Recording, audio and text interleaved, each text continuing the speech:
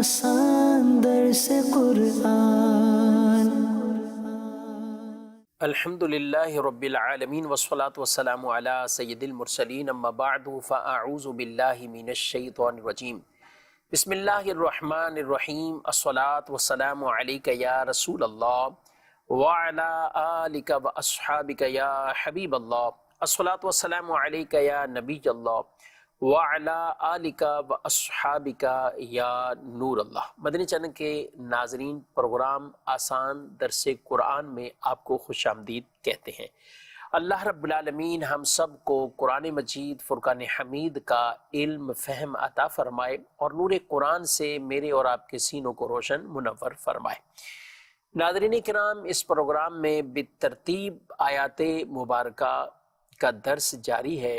آسان درس قرآن سورۃ النساء چھٹا پارہ 170 نمبر آیت سے آج انشاءاللہ ہم اپنے پروگرام کا آغاز کریں گے۔ اول تاخیر ہمارے ساتھ آپ شامل رہیے تو انشاءاللہ بہت سی آیات مبارکہ کا ترجمہ، تفسیر، ان کی مراد وہ انشاءاللہ آسان لفظوں میں سمجھنے کی کوشش کریں گے۔ اللہ پاک ارشاد فرماتا ہے، بسم اللہ الرحمن الرحیم، یا ایہا الناس قد جاءکم الرسول بالحق من ربکم فآمنوا خیرا لکم وَإِن تَكْفُرُوا فَإِنَّ لِلَّهِ مَا فِي السَّمَاوَاتِ وَالْأَرْضِ وَكَانَ اللَّهُ عَلِيمًا حَكِيمًا۔ ترجمہ: اے لوگو، تمہارے رب کی طرف سے تمہارے پاس یہ رسول حق کے ساتھ تشریف لائے تو ایمان لاؤ، تمہارے لیے بہتر ہوگا، اور اگر تم کفر کرو گے تو بے شک اللہ ہی کا ہے جو کچھ آسمانوں میں اور زمین میں، اور اللہ علم والا، حکمت والا ہے۔ اس آیت مبارکہ میں اللہ رب العالمین نے تمام بنی نوع انسان کو یہ حکم دیا ہے اور کہا ہے کہ اے لوگو، یہ رسول ہیں، یہ خود بھی حق ہیں اور جو کچھ لائے ہیں وہ بھی حق ہیں، ان کا بولنا بھی حق، ان کی ہر ادا حق اور سچ ہے۔ یہ وہ ہستی ہیں کہ تم ان پر ایمان لاؤ، تم ان پر ایمان لو، یہ تمہارے لیے بہتر ہوگا، اور اگر تم ایمان نہیں لاؤ گے تو اس میں تمہارا ہی نقصان ہے۔ تمہارے ایمان نہ لانے پر تم نہ رسول کو کوئی ضرر دے سکتے ہو، نہ اللہ کو کوئی ضرر دے سکتے ہو۔ اللہ تو اس سے بے نیاد ہے، یہ تمہارا ہی فائدہ ہے۔ ایمان لاؤ گے تمہارے لیے بہتر ہے، نہیں ایمان لاؤ گے اللہ اس سے بے نیاد ہے، اور زمین و آسمانوں کا وہ مالک ہے، جو کچھ اس میں موجود ہے تمام کا وہ خالق ہے، وہ مالک ہے۔ اور رسول صلی اللہ علیہ وسلم کو اللہ پاک نے یہ شان عطا کر کے دنیا کے اندر مبعوث فرما دیا ہے۔ اب تم ایمان لاتے ہو تمہارے لیے بہتر ہے، اور اسی حق اور سچ کا ساتھ دو، ان پر ایمان لے کر آؤ۔ اس کے بعد والی آیات مبارکہ میں اہل کتاب سے بطور خاص یہ کہا گیا، یا اہل الکتاب لا تغلوا فی دینکم ولا تقولوا علی اللہ الا الحق انما المسیح عیسی ابن مریم رسول اللہ وکلمتہ القاها الی مریم وروح منہ فآمنوا باللہ ورسولہ ولا تقولوا ثلاثہ انتہوا خیرا لکم انما اللہ الہ واحد سبحانہ ان یکون لہ ولد لہ ما فی السماوات وما فی الارض وکفی باللہ وکیلا۔ ترجمہ: اے کتاب والو، اپنے دین میں حد سے نہ بڑھو اور اللہ پر سچ کے سوا کوئی بات نہ کہو۔ بے شک مسیح مریم کا بیٹا عیسیٰ صرف اللہ کا رسول اور اس کا ایک کلمہ ہے جو اس نے مریم کی طرف بھیجا ہے، اور اس کی طرف سے ایک خاص روح ہے۔ تو اللہ اور اس کے رسولوں پر ایمان لاؤ، اور نہ کہو کہ تین ہیں، یعنی معبود تین ہیں، اس سے باز رہو، یہ تمہارے لیے بہتر ہے۔ صرف اللہ ہی ایک معبود ہے، خدا ہے عبادت کے لائق کہ صرف اللہ ہی ایک معبود ہے، وہ پاک ہے اس سے کہ اس کی کوئی اولاد ہو، اور اسی کا جو کچھ آسمانوں میں ہے اور جو کچھ زمین میں ہے، اور اللہ کافی کارساز ہے۔ اس سے پچھلی آیات مبارکہ کے اندر یہود کے حوالے سے قرآن مجید فرقان حمید نے بیان کیا، ان کی ظلم اور زیادتیوں کو بیان کیا، اور اس کے بعد اب عیسائیوں کے حوالے سے بطور خاص بیان کیا۔ اور انہیں کہا کہ تم دین کے معاملے میں ایسے غلوب میں نہ پڑو، افراط و تفریط والے معاملات اختیار نہ کرو۔ اور ان کے جو عقیدے تھے، ایک بنیادی عقائد جو انہوں نے بنا لیے، اس میں بھی مختلف فرقے تھے۔ ان میں سے کوئی معاذ اللہ کہتا تھا کہ عیسیٰ علیہ السلام کو ہی خدا مانتا تھا، کوئی خدا کا بیٹا کہتا تھا، کوئی تین کو ہی ایک مانتا تھا، یعنی باپ، بیٹا، روح القدس، اور یوں روح القدس ان میں حلول کیے ہوئے، یعنی مختلف ان کے عقائد تھے۔ تو اللہ رب العالمین نے یہ بیان فرما دیا کہ عیسیٰ علیہ السلام کون ہیں؟ وہ تو مریم کے بیٹے ہیں، اور اللہ کی طرف سے ایک کلمہ ہے، ایک نشانی ہے، اور رب کی طرف سے ایک خاص روح ہے۔ اللہ اس سے پاک ہے کہ اس کی اولادیں ہوں، وہ خود کسی کا بیٹا ہو، یعنی نہ اس کے ماں باپ ہیں، نہ اس کی کوئی اولادیں، رب اس سے پاک ہے۔ قل هو اللہ احد اللہ الصمد لم یلد ولم یولد ولم یکن لہ کفوا احد۔ اے محبوب آپ فرما دو اللہ ایک ہے، اللہ بے نیاز ہے، نہ وہ پیدا ہوا، نہ اس کی کوئی اولادیں ہو، نہ اس کی کوئی برابری کا ہے، نہ اس کا کوئی ہمسر ہے۔ تو یہ اللہ رب العالمین نے یہاں پر اہل کتاب عیسائیوں سے یہ کہہ دیا کہ عیسیٰ علیہ السلام کے حوالے سے یہ عقیدہ نہ رکھو کہ وہ معاذ اللہ اللہ کا بیٹا ہے یا اسے ہی خدا ماننا۔ اور ان میں مختلف لوگ تھے جو بعد حضرت عیسیٰ علیہ السلام کے بارے میں ایسے غلوب کرنے لگے کہ خدا ماننے لگ گئے، اور یا خدا کا بیٹا ماننے لگ گئے معاذ اللہ۔ تو یہ مختلف جو باطل یہ طریقے تھے یا باطل عقیدے جو بنائے ہوئے تھے، ان سب کا اللہ پاک نے رد کر دیا اور فرما دیا وَلَا تَقُولُوا ثَلَاثَةٌ، تین بھی نہیں کہو۔ بعد نے کہا کہ خدا، بعد نے کہا خدا کے بیٹے، اور حلول کیے ہوئے، روح القدس کے طور پر حلول کیے ہوئے، یعنی تین معبود بنا لیے، تین خدا بنا لیے معاذ اللہ۔ فرمایا نہیں، تین بھی نہ کہو، اللہ وہ ایک ہی ہے، عبادت کے لائق جو معبود ہستی ذات ہے وہ صرف اللہ کی ہے۔ اور آگے فرما دیا سبحانہ ان یکون لہ ولد، اس سے اللہ پاک ہے، اور واحد کہہ کے یہ بیان کر دیا کہ ایک ہی ہے، تین نہیں۔ تو رب تعالیٰ نے اپنی توحید کو یہاں پر بیان کیا اور اہل کتاب کو اس غلوب سے منع کیا جو حضرت عیسیٰ علیہ السلام کے حوالے سے وہ غلوب میں مبتلا ہو گئے۔ اگلی آیت مبارکہ میں ارشاد فرمایا لن يستنكف المسيح ان يكون عبدا لله ولا الملائكة المقربون وَمَن يَسْتَنكِفْ عَنْ عِبَادَتِهِ وَيَسْتَكْبِرْ فَسَيَحْشُرُهُمْ إِلَيْهِ جَمِيعًا۔ نہ تو مسیح اللہ کا بندہ بننے سے کچھ آر کرتا ہے اور نہ مقرب فرشتے، اور جو اللہ کی بندگی سے نفرت کرے اور تکبر کرے تو ان قریب وہ ان سب کو اپنے پاس جمع کرے گا۔ تو یہ آیت مبارکہ نجران کے کچھ عیسائی تھے کہ جو نبی پاک علیہ السلام کے پاس آئے اور کہنے لگے کہ آپ مسیح کو یعنی حضرت عیسیٰ کو کہتے ہیں کہ یہ اللہ کا بندہ ہے۔ تو اس پر یہ آیت اتری کہ اللہ کا بندہ ہونے پر یہ کوئی باعث آر یا شرمندگی نہیں، یہ تو باعث فخر ہے کہ یہ اللہ کا پیارا بندہ ہے۔ اور پھر جنہیں اللہ نے نبی اور رسول بنایا ہے تو وہ تو چنے ہوئے منتخب ہیں رب تعالیٰ کی طرف سے۔ تو فرمایا نہ تو یہ آر اور شرمندگی کی بات حضرت عیسیٰ علیہ السلام کے لیے اور نہ فرشتوں کے لیے، یہ تو باعث فخر ہے کہ وہ اللہ کے بندے ہیں۔ تو اس بات سے ارشاد فرمایا کہ جو اللہ کی عبادت سے نفرت کرے یا تکبر کرے تو حقیقی طور پر تو یہ شرم اور محسوس کرنا یہ تو کفار کا طریقہ ہے، مسلمان کا نہیں ہے۔ مسلمان تو جتنا بھی امیر و کبیر ہو، ایمان والا، جتنے بھی بڑے منصب والا کیوں نہ ہو، چاہے وہ ایک ملک کا بڑا سربراہ کیوں نہ ہو، کئی ملکوں کا بڑا سربراہ کیوں نہ ہو، اسے بظاہر لوگوں پر کسی طرح کی حکومتیں حاصل ہیں، سب کچھ ہے، مگر رب کے حضور عاجز بندہ بن کر اس کو رب کے حضور عاجز بندہ، رب کے حضور جھکنا، سجدہ کرنا، عبادت کرنا، یہی اس کے لیے فخر کا باعث ہونا چاہیے کہ میں جو بھی ہوں لیکن اللہ کے حضور جھکتا ہوں، اللہ کے حضور میں جھکتا ہوں۔ ایک ہی صف میں کھڑے ہو گئے محمود و ایاز، نہ کوئی بندہ رہا نہ پھر بندہ نواز۔ تو اس میں کوئی کسی طرح کی شرم اور عار والی بات نہیں، بلکہ یہ فخر والی بات ہونی چاہیے کہ رب تعالیٰ کی بارگاہ میں ہمیں جھکنا نصیب ہوا ہے۔ جتنے بھی کوئی بڑے منصب والا ہو جب مسجد میں آئے گا تو اسی صف میں جیسے عام نارمل آدمی کھڑے ہیں اس کو بھی ویسے ہی کھڑا ہونا ہے، اور یہ کھڑا ہونا بھی جسے نصیب ہو جائے اللہ کی بارگاہ میں شکر ادا کرے۔ ہمیں رب تعالیٰ کے بندے ہونے پر یہ فخر ہے کہ اللہ کے ہم بندے ہیں اور اللہ کی بندگی کرتے ہیں، رب کی عبادت کرتے ہیں۔ تو اس کے بعد اگلی آیت مبارکہ میں اللہ پاک نے ایمان والے اور نیک عمل کرنے والے ان لوگوں کے لیے اجر اور ثواب اور اپنے فضل کو بیان کیا ہے، اور جو اللہ رب العالمین کی عبادت کرنے سے تکبر اختیار کرتے ہیں اور عبادت نہیں کرتے ہیں اور ایمان بھی نہیں لاتے ہیں، ان کے لیے کیا عذاب اور وعید بیان کی گئی۔ یہ اللہ پاک ارشاد فرماتا ہے فَأَمَّا الَّذِينَ آمَنُوا وَعَمِلُوا الصَّالِحَاتِ فَيُوَفِّيهِمْ أُجُورَهُمْ وَيَزِيدُهُمْ مِنْ فَضْلِهِ وَأَمَّا الَّذِينَ اسْتَنكَفُوا وَاسْتَكْبَرُوا فَيُعَذِّبُهُمْ عَذَابًا أَلِيمًا وَلَا يَجِدُونَ لَهُم مِّن دُونِ اللَّهِ وَلِيًّا وَلَا نَصِيرًا۔ ترجمہ کنز العرفان۔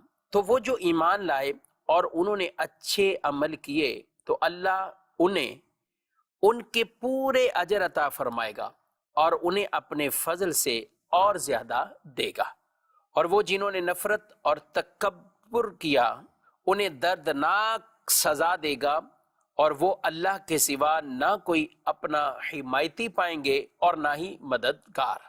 اس آیت مبارکہ میں ایمان والے اور نیک عمل کرنے والوں کو سبحان اللہ جو جزا عطا فرمائے گا، پورا ان کو اجر بھی دے گا اور ان کے اپنے فضل سے مزید اضافہ کرے گا، اور جو رب کی بارگاہ میں عبادت کرنے کو تکبر جانے، نفرت کریں، ان کے لیے سخت وعید کو بھی بیان کیا۔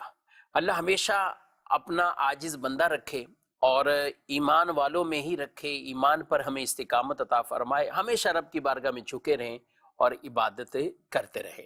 اگلی آیت پاک میں نبی پاک صلی اللہ علیہ وآلہ وسلم کی روشن بین دلیل جو بیان فرمائی اور حضور کی ذات کو برہان فرمایا۔ سبحان اللہ۔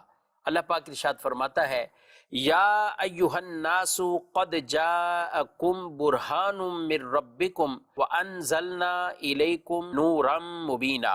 اے لوگو، بے شک تمہارے پاس تمہارے رب کی طرف سے واضح دلیل آ گئی، واضح دلیل آ گئی، اور ہم نے تمہاری طرف روشن نور نازل کیا۔ یہ واضح دلیل برہان فرمایا گیا آپ صلی اللہ علیہ وسلم کو، اور عام لوگوں کے لیے اعلان ہے، یہ کوئی خاص وقت کے لیے، علاقے کے لیے نہیں۔ اے لوگوں جو ابھی ہیں یا کبھی ہیں، کبھی بھی آئے، تمہارے پاس جو رسول آئے ہیں وہ تمہارے رب کی طرف سے ایک ایسی واضح دلیل ہے، واضح دلیل ہے۔ اللہ پاک نے انہیں جو شانیں عطا کی ہیں، اور حقیقت اور حق تو یہی ہے، وہ سر تپا رب تعالیٰ کی وحدانیت کی ایسی دلیل بن کر دنیا کے اندر وہ مبعوث ہوئے ہیں کہ جن کے ہاتھوں سے ایسے معجزات کا ظہور ہوا کہ کفار غیر مسلم دیکھ کر ان کی عقلیں دھنگ رہ گئیں، جن کی ذات کو اللہ پاک نے ایسا معجزہ بنایا۔ سبحان اللہ، آپ کے بال مبارک معجزہ، آپ کی آنکھیں معجزہ، آپ کے ہاتھ مبارک معجزہ، آپ کا قلب مبارک معجزہ، آپ کے پاؤں مبارک معجزہ۔ یعنی رب تعالیٰ نے ایسی انہیں طاقتیں عطا فرمائی کہ اپنے تمام اعضاء کے اعتبار سے بھی دیکھیں تو ان کی ذات ایسی معجزہ بن کر آئی ہے کہ وہ رب تعالیٰ کی وحدانیت اور قدرت کی بین اور روشن دلیل ہے، اس لیے حضور کو برہان فرمایا گیا صلی اللہ علیہ وسلم۔ تو نبی پاک صلی اللہ علیہ وسلم کی تمام ذات کو، تمام اعضاء کو قربان جائیں، ان آنکھوں کو حضور علیہ السلام فرمائیں کہ مجھے اپنی پشت کے پیچھے سے ایسے ہی نظر آتا ہے جیسے سامنے سے آتا ہے۔ سبحان اللہ۔ میرے حضور صلی اللہ تعالیٰ علیہ وآلہ وسلم اگر آنکھ اٹھائے تو وہ کہاں تک پہنچتی ہے؟ اللہ اکبر۔ رہتے زمین پر ہیں لیکن دیکھ عرش کو لیتے ہیں، رہتے زمین پر ہیں دیکھ آسمانوں سے اوپر اس جنت کو لیتے ہیں، اور نبی پاک اگر ہاتھ بڑھائیں تو آپ کے مبارک ہاتھ بھی ایسے ہیں کہ وہ جنت کے درختوں اور پھلوں تک آپ کے ہاتھ پہنچ جاتے ہیں۔ میرے کریم آقا علیہ السلام انہی ہاتھوں میں سے، انہی انگلیوں میں سے آپ علیہ السلام کے پانی کے چشمے جاری ہو جائے۔ میرے آقا صلی اللہ علیہ وسلم کے قدم بھی اللہ نے ایسے عطا کیے۔ سبحان اللہ۔ پہاڑوں پر چلیں تو پتھر بھی اپنے اندر ان کے پاؤں وہ نقش کر لے، اور یہی پاؤں جس سے زمین پر بھی چلتے ہیں اور عرش پر بھی پہنچ جاتے ہیں۔ سبحان اللہ۔ اللہ نے آپ کو ہر چیز ایسی عطا فرمائی ہے۔ اللہ نے آپ کے جسم مبارک کا سایہ ہی نہیں رکھا کہ کہیں آپ کے مبارک جسم کا سایہ زمین پر پڑے اور کسی اور کا کوئی قدم آ جائے۔ رب تعالیٰ نے ان کو سائے سے بھی پاک رکھا ہے، تو ایسا معجزہ بنا کر دنیا میں بھیجا ہے۔ اگر کوئی انہی کی ذات کو دیکھتا رہے تو وہ رب کی قدرت کو مان جائے، ان کے معجزات کو دیکھے تو جس رب نے یہ عطا کیے ہیں تو وہ رب تعالیٰ کی ذات پر ایمان لے آئے۔ تو اللہ کی وحدانیت، اللہ کی توحید، اللہ کی قدرت کا عظیم معجزہ وہ برہان مصطفیٰ ہیں، یعنی حضور علیہ السلام ایسی برہان اور دلیل بن کر دنیا میں آپ تشریف لائے۔ اور اس میں نور مبینہ کے بیان بھی ہوا کہ اللہ پاک نے تمہاری طرف نازل کیا نور مبین۔ وہ کون سا نور ہے؟ اس سے مراد قرآن مجید، فرقان حمید، اور وہ بھی ملا ہے تو ان کے صدقے اللہ نے ہمیں عطا فرمایا ہے۔ اگلی آیت میں ارشاد فرمایا فَأَمَّا الَّذِينَ آمَنُوا بِاللَّهِ وَاعْتَصَمُوا بِهِ فَسَيُدْخِلُهُمْ فِي رَحْمَةٍ مِّنْهُ وَفَضْلٍ وَيَهْدِيهِمْ إِلَيْهِ صِرَاطًا مُسْتَقِيمًا۔ تو وہ جو اللہ پر ایمان لائے اور انہوں نے اس کی رسی مضبوطی سے تھام لی تو ان قریب اللہ انہیں اپنی رحمت اور اپنے فضل میں داخل کرے گا اور انہیں اپنی طرف سیدھی راہ دکھائے گا۔ تو وہ رب کی رحمت کون سی ہے؟ وہ جنت ہے، اور جنت میں مزید فضل کیا ہے؟ وہ اللہ کے مزید فضل ہوں گے، مزید کرم ہوگا رب تعالیٰ کا، سبحان اللہ۔ تو جو اللہ رب العالمین پر ایمان لائے، رسولوں پر ایمان لائے اور اس رسی کو مضبوطی سے تھامے رکھے، وہی صراط مستقیم پر ہے، انہی کے لیے فضل بھی ہے، انہی کے لیے رحمت بھی ہے۔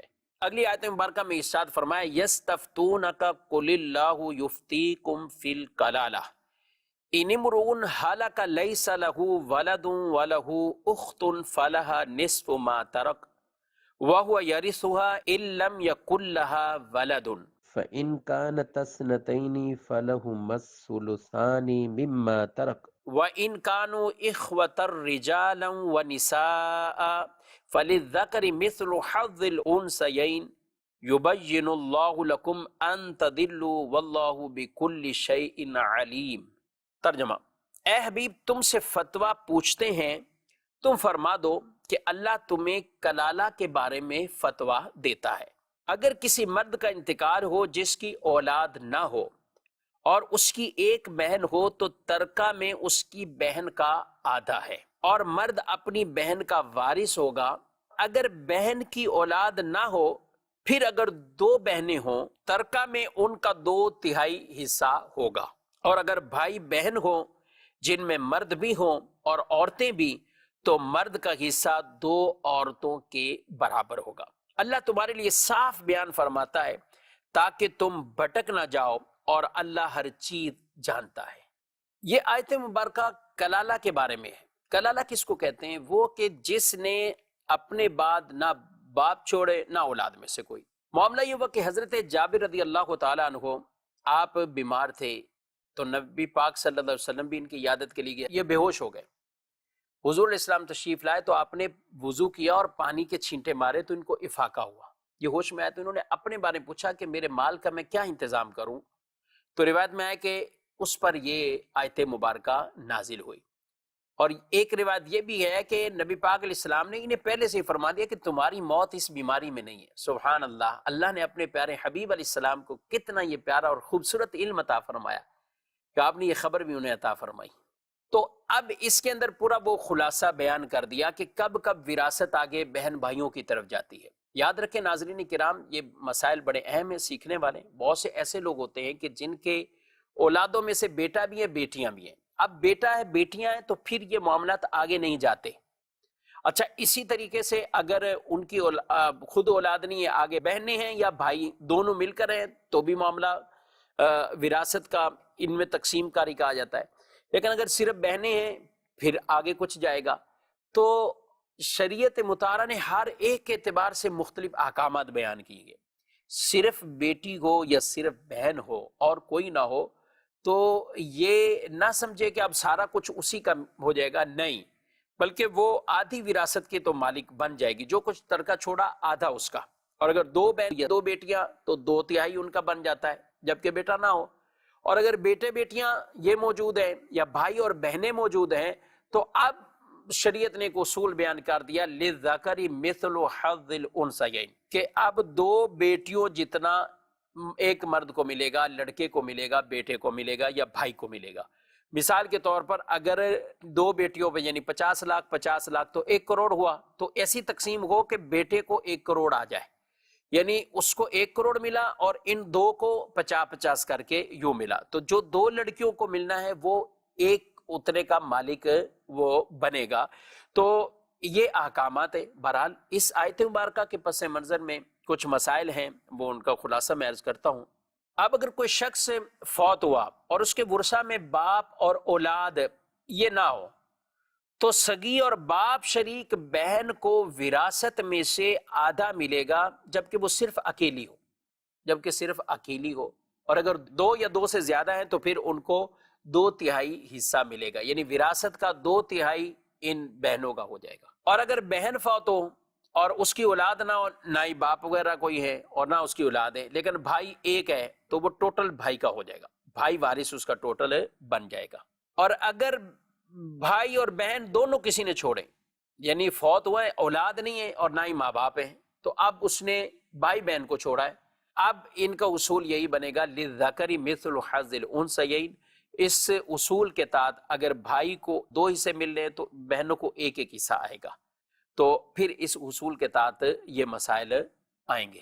اور یہاں میں یہ بات بھی عرض کرتا چلوں کہ وراثت کے جو مسائل ہوتے ہیں میرے بھائیوں، اس کو خود ہم نے ٹھیک ایک بات سیدھے قرآن پاک میں بالکل واضح واضح بیان کی گئی ہے، لیکن خود اس کی تقسیم کیسے ہوگی یہ کسی ماہر عالم دین یا مفتی صاحب سے ہی باقاعدہ پوچھنا چاہیے۔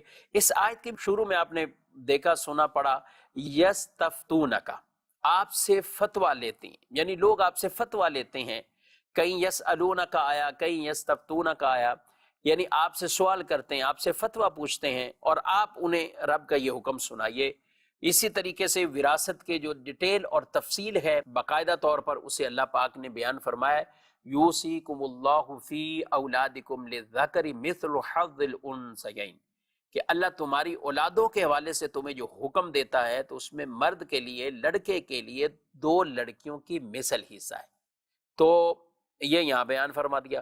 پھر وہاں بیوہ عورتوں کے حوالے سے بھی بیان فرما دیا گیا، ماں باپ کا بھی حصہ بیان کر دیا گیا۔ بیوہ عورتیں اگر تو اولادیں ہیں شوہر کی تو پھر ان کو 8واں حصہ ملے گا، اور اگر اولاد نہیں ہے تو پھر ان بیوہ کو کل مال کا 4تھا حصہ ان کو ملے گا۔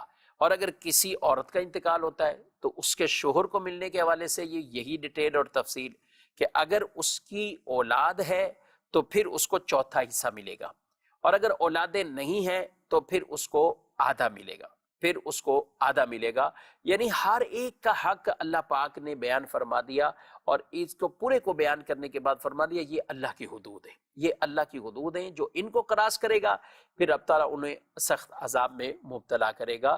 تو اس لیے جو احکام شرع ہیں اور وراثت کے اعتبار سے ہیں، یہ جب بھی کسی کا انتقال ہو تو خود اپنی اٹکل سے نہیں، بہت سے لوگ کیا کرتے ہیں بیوہ عورتوں کو حصہ نہیں دیتے۔ اچھا کیوں نہیں دیا؟ بولتے ہیں کہ اس نے تو آگے شادی کر لی ہے، ہم اس کو اب کیوں حصہ دیں۔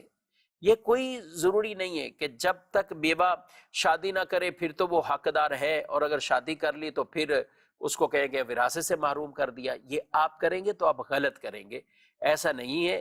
جو وقت انتقال اس شوہر کی بیوی تھی، ایک ہو یا ایک سے زائد ہو، تو وہ اس کی حصے دار ہیں، اس کے ترکہ کی وہ مالک بنے گی، اس کی وراثت کی وہ مالک بنے گی، جتنا شیئر جتنا حصہ اللہ پاک نے ان کے لیے مقرر فرمایا۔ حدیث پاک میں ارشاد فرمایا گیا کہ جو کسی کی وراثت میں سے، میراث میں سے کوئی حصہ قطع کرے گا، اللہ اس کا جنت سے حصہ منقطع فرما دے گا۔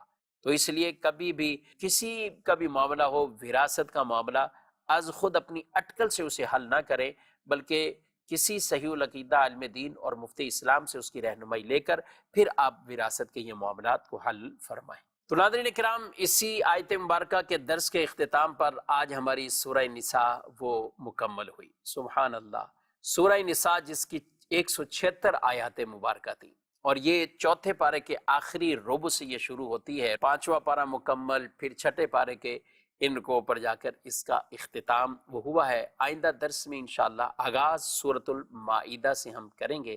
اللہ پاک ہم سب کو قرآن پاک کا علم، فہم عطا فرمائے، اور اسی طرح کنٹینیو آپ یہ پروگرام ملاحظہ کرتے رہیں۔ مدنی چینل کے یوٹیوب چینل پر بھی یہ سلسلہ وار پروگرام اپلوڈ ہوتے ہیں، آپ وہاں پہ بھی دیکھ سکتے ہیں، تاکہ ہم ترتیب سے قرآن پاک کی آیات مبارکہ کو بھی سمجھتے رہیں اور اس سے ہمارے علم میں بھی اضافہ رہے۔ اللہ پاک مجھے آپ کو عمل کی توفیق دے، آمین بجاہ النبی الامین صلی اللہ علیہ وسلم۔ قرآن قرآن قرآن آسان درس قرآن